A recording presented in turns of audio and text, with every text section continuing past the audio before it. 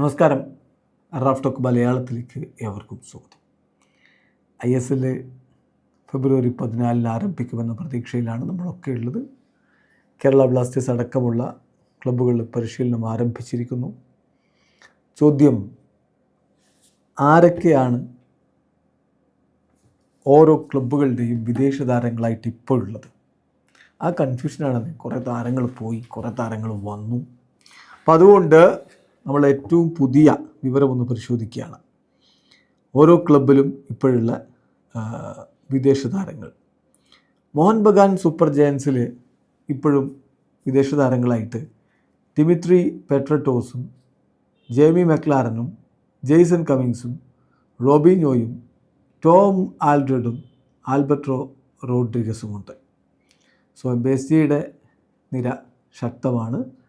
ലീഗിൽ അൺസർട്ടനിറ്റീസ് ഒക്കെ ഉണ്ടെങ്കിലും അളൈനേഴ്സിൻ്റെ ഫോറിനേഴ്സിനെ റീറ്റെയിൻ ചെയ്യാൻ അവർക്ക് ഒരു ഫോറിൻ കോറിനെ റീറ്റെയിൻ ചെയ്യാൻ അവർക്ക് പറ്റി. അവർ ഈ സീസണിലേക്കും കോമ്പറ്റീറ്റീവായിട്ട് തന്നെ നിൽക്കുകയാണ്. അവരോടാണ് കേരള ബ്ലാസ്റ്റേഴ്സിന് ഉദ്ഘാടന മത്സരത്തിൽ ഏറ്റുമുട്ടാനുള്ളത് എന്ന കാര്യം ഓർക്കുക. അപ്പോൾ അടുത്തായിട്ട് നമ്മൾ പരിശോധിക്കുന്നത് ഈസ്റ്റ് ബംഗാളാണ്. ഈസ്റ്റ് ബംഗാളിൽ soul Crespo, Miguel ഫെഗ്യാഡ, Muhammad Rashid, അതുപോലെ കെവിൻ സിബിലി ആൻഡ് യൂസഫ് എസജാരി, ഇതാണ് അവരുടെ വിദേശ താരങ്ങളായിട്ടുള്ളത്. തീർച്ചയായിട്ടും ശക്തമായ ഒരു വിദേശ നിര തന്നെ അവർക്കുണ്ട്. അതിൽ യൂസഫ് എസജാരി അവരുടെ മുന്നേറ്റങ്ങൾ നയിക്കും എന്ന് പ്രതീക്ഷിക്കുന്നു. അദ്ദേഹത്തിൻ്റെ ഗോൾ സ്കോറിംഗ് എബിലിറ്റി നമുക്കറിയാമല്ലോ.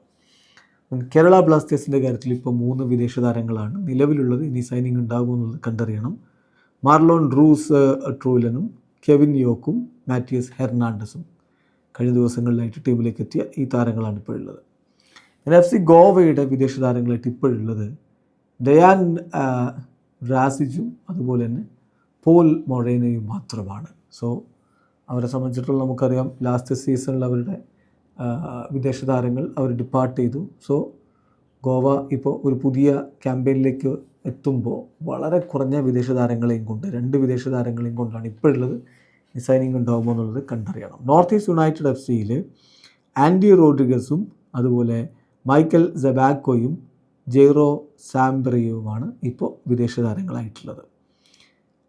അതുപോലെ ബംഗളൂരു FCയിൽ നിലവിലുള്ളത് ബ്രയാൻ സാഞ്ചസും സിറോസുദ്ദീൻ കുസിയവുമാണ് അവരുടെ വിദേശ താരങ്ങളായിട്ട് സ്ക്വാഡിലുള്ളത്. ഒഡീഷ FCയിൽ ആകെ ഒരു വിദേശ താരമാണ് നിലവിലുള്ളത്. അത് കാർലോസ് ദൽഗാഡോയാണ്. മുംബൈ സിറ്റിയിൽ ഹോർഗെ പെരഡയസും ഹോർഗെ ഓർട്ടീസുമാണ് ഇപ്പോഴുള്ളത്. പിന്നെ അവരുടെ സ്ക്വാഡിലുള്ള മറ്റ് വിദേശ താരങ്ങളൊക്കെ പോയതും മറ്റു കാര്യങ്ങളൊക്കെ നമുക്കറിയാവുന്നതാണ്. ജംഷഡ്പൂർ FCയിൽ ഇപ്പോഴുള്ളത് നിക്കോള സ്റ്റോയാനോവിച്ചും അതുപോലെ സ്റ്റീഫൻ എസയും റെയ് ടെച്ചിക്കാവയും ലസാർ സിർക്കോവിച്ചും അതുപോലെ മാദി തലാൽ, പിന്നെ റാഫേൽ മെസ്സി ബൗലി, ഈ വിദേശ താരങ്ങളുണ്ട്. എന്ന് പറഞ്ഞാൽ ഏതാണ്ട് മികച്ച ഒരു നിരയെ തന്നെ അവർക്കവിടെ റീറ്റെയിൻ ചെയ്യാനൊക്കെ പറ്റിയിട്ടുണ്ട്. മുഹമ്മദ് നസിയുടെ കാര്യത്തിലേക്ക് വന്നാൽ കറൻ്റ്ലി ഒരു ഫോറിൻ പ്ലെയറും സ്ക്വാഡിലില്ല എന്നുള്ളതാണ്.